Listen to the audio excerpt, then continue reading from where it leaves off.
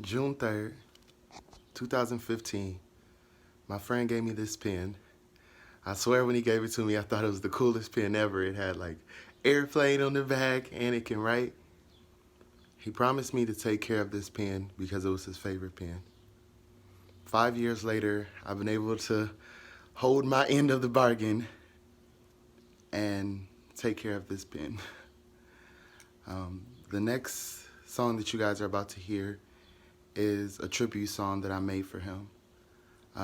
It's how I write songs is I just like push record and listen to the music and just freestyle a song, and then I'll go back and listen and write, from what I freestyled. So I did that same process with this song, but when I went back and I listened, I realized that nothing that I could actually record in a studio form would be as authentic and as real and as raw as the freestyle that I made. So I decided to share you guys, my story of my friend and share with you guys just my process of writing a song for him.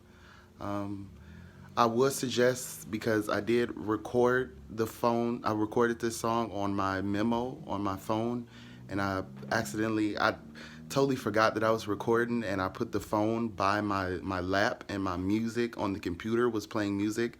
So I would suggest that you listen to it maybe with headphones. I don't know how it would sound on the TV, but some of the music is louder than the words. But again, like I said, I didn't want to re-record it because I didn't want to try, and I didn't want it to make it seem like this was a thing, when I really just wanted to honor him. I know 5 years ago when he passed, I promised him that I would live for him now that he was unable to live. And it took 5 years later, but I'm finally at a point where I can start living for myself. And this is the only thing I really know how to do to honor him. And as long as I'm able to make music and I'm breathing, Colby will always be a part of my legacy, and he will always be a part of me. And I will always make sure that I keep him alive any way that I can. So I thank you guys, to all his friends and his family. This is out of respect and love, and I hope no one takes any of this disrespectfully. But I just loved Colby, and I want to be able to honor him in the way that I know how. So without further ado, let me say too that it's kind of 3 versions of this song. It's one version where I'm really just trying to catch the mode and, not think too hard. And then there's the second version, and then there's the final third. Like I said, I just wanted everything to be raw and authentic, so I didn't want to change anything. So I hope you guys come and share this journey with me and share the legacy of my friend, John Colby Green. Thank you.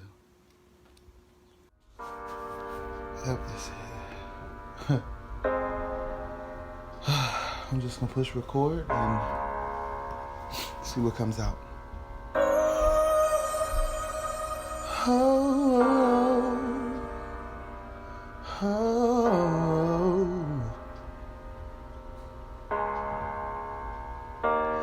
Mr. Green, Mr. Green, you were something just like a dream. Mr. Green, Mr. Green, I swear if I never met you, my life wouldn't seem. So going into this, I really just wanted to be honest and open and vulnerable with everything that I was saying. So I was trying not to think about it too hard and just let the words flow and let me spiritually talk. I never forgot the day I walked through that front door and see you smiling at me.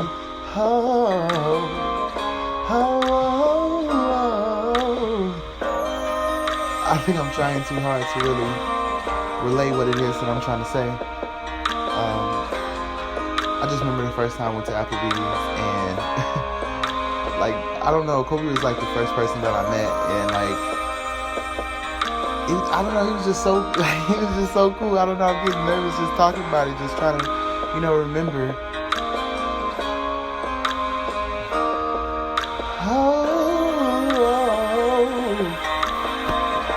I'm trying too hard. I'm trying too hard.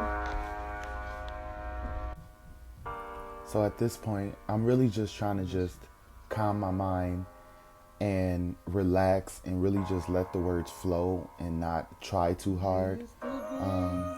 Because like the first 3 years when he passed, the first 3 years were like, they were rough for me. I thought about him every single day, and it was just really rough. And I know last year it had slipped my mind, and I missed the anniversary, and I was just like, oh my God. Like, and I remember 5 years ago, I promised him that I would live for him. So, now I'm like, I have to keep my promise. Oh, I miss you. Oh, I miss you.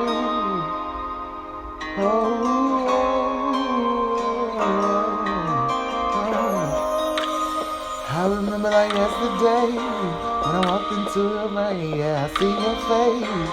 There was a big ass smile on it, and I knew this was a place I had to stay. I had to stay. I was about 23 or 24, and I know you were 17, that's for sure. And I will never forget. I remember when I confessed my love for Joseph, and you told me that you would hold me like a Noah. So at this point, I'm just thinking like, okay, this is sounding like a love song or something, like he tried to hold me or something. I just realized that I was trying too hard to make a song instead of naturally talking about my friend.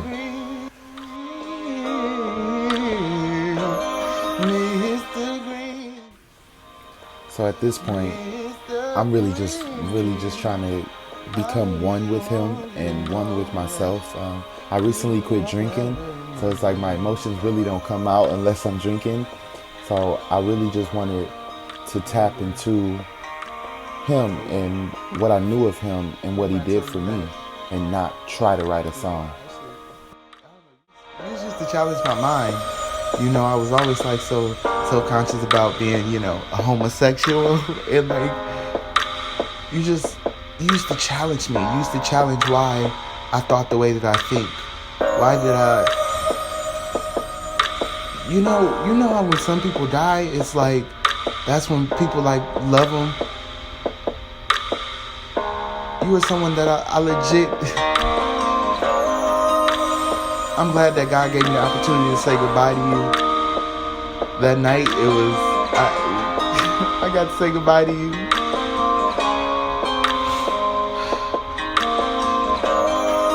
Mr. Green, Mr. Green.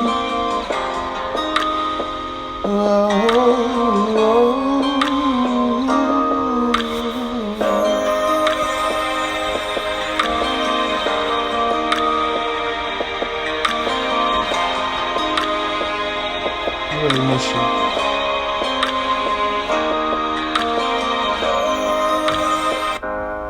The last and final song. Y'all mind if I tell a little story of an old friend of mine? I don't want to get him confused with Colby I, so we're gonna call him Mr. Green.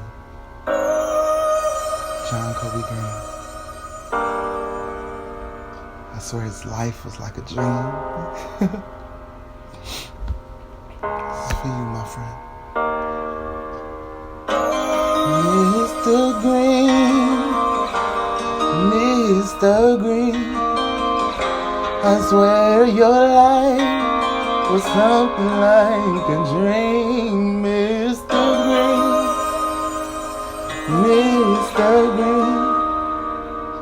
I swear if I never met you, my life wouldn't sing. It's like I remember the first day I walked into the door, and like, okay, So he was the host. So like he was there, and he just greeted me. And I remember this was like when I was filling out the application, and he had like brought me some water, and I was just like, this guy is cool. You know, like I remember thinking that like this guy is cool.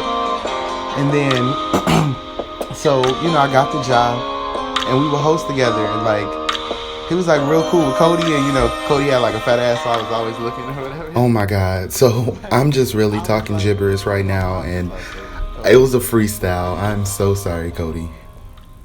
Colby for me just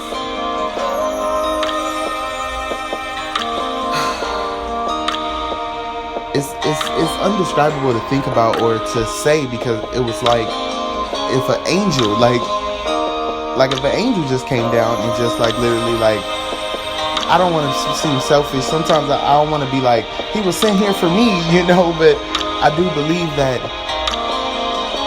everyone is sent for everybody. He wasn't specifically here for me, but us meeting each other and us knowing each other in that moment, it was definitely supposed to happen. Mr. Green, Mr. Green, it's like your life was like a dream. Mr. Green, I know how it seems, but man, I just love you.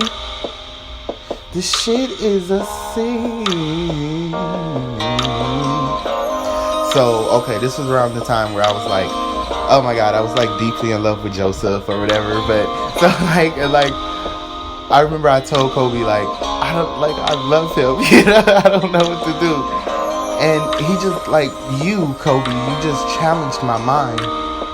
And you would always ask me like, why do you feel this way? And I was so self-conscious about being gay and everything. And you used to be like, why? Like, well, it was like a therapy session kind of, but it was like literally an angel coming down to literally like, you open my mind to a world that I didn't even know. And I'm like, this boy is 17, like, and I legit care for you. I was always the person that felt like I was never connected to anybody. And honestly, at your funeral, I felt like a baby for crying. I was like, I don't know him like Cody knows him. I don't know him like everybody else here knows him. Like, why am I sad? And